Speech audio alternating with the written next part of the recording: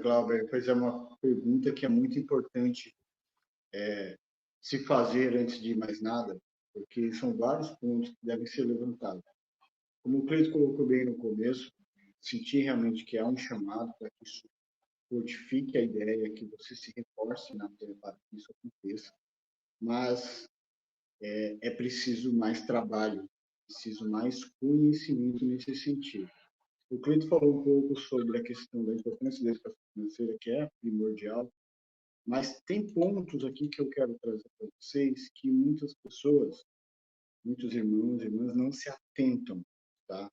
Por exemplo, como o Cleiton colocou, primeiramente, primeiro passo, né?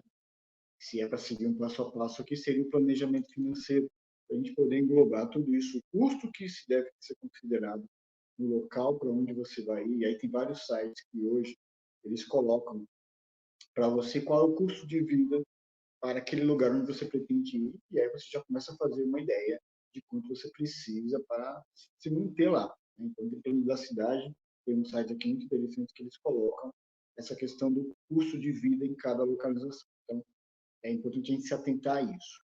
Depois, a passagem aérea, né? Isso é uma coisa que é importante a gente se atentar. Ela tem aumentado devido à guerra na Ucrânia que ocorreu e ainda está. Isso tem interferido muito no preço das passagens. O visto e documentos, isso é importante no visto e documentos, porque quando a pessoa vai exercer uma atividade lá, se a documentação não estiver bem correta, literalmente, a pessoa pode ser formada aqui, mas se ela não passar por todo o processo para provar que ela tem essa formação lá, não vai adiantar nada. Aí tem todo um retrabalho, um custo que não estava sendo planejado, e que ela vai ter que sofrer com isso e vai interferir no planejamento financeiro que ela tem. Então, tem que deixar tudo isso bem alinhado à documentação de visto que você precisa ter para lá.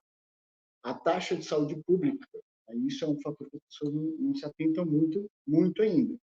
Tem alguns lugares, por exemplo, morar na Inglaterra hoje, você tem que pagar por mais de 6 meses, tem que pagar uma taxa para usar o serviço do sistema. Tá? Então, não é que a gente não tem um SUS, como está em todo lugar. Então, tem que se atentar a isso. Existe uma taxa que você tem que fazer. Um dos pilares que são mais pesados aí no orçamento, quando vai para lá, é o aluguel. Então, dependendo do local onde você vai morar, o aluguel chega a comprometer aí 40% do orçamento. Então, assim, é importante você ter esse seu orçamento planejado e preparado, porque você pode encontrar um aluguel muito além do que você havia previsto de gastar. Então, tem que olhar isso aí. Com relação a ainda ao aluguel, eles pedem alguns valores em calção, são poucos, né? Dependendo do local, por isso que eu falo, depende do local. Vai pedir de 3 a 4 meses, então a gente está falando de um aluguel bem significativo, com 3 a 4 meses a pessoa precisa desse planejamento aí. A questão da transferência financeira, né? Então a gente precisa trocar de moeda, como é que eu faço isso, quais são os canais, aí tem vários pontos que dão dicas aqui de como é que você faz esse trabalho da troca.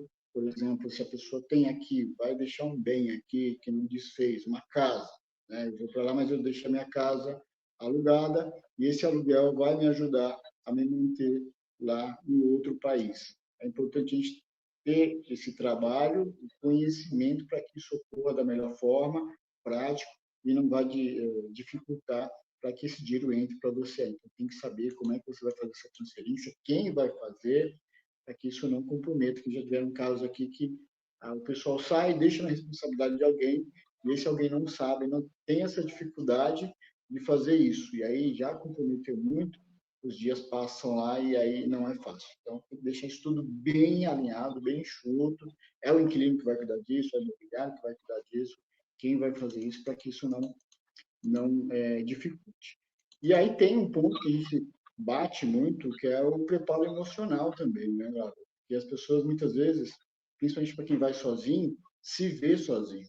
Então, é preciso saber preencher esse tempo, porque vai bater um pouco da questão da solidão, a falta, a saudade que vai bater. Então, precisa ter esse preparo emocional para que você possa seguir com o seu planejado, com o seu chamado, está preenchido aí no local onde você vai ficar.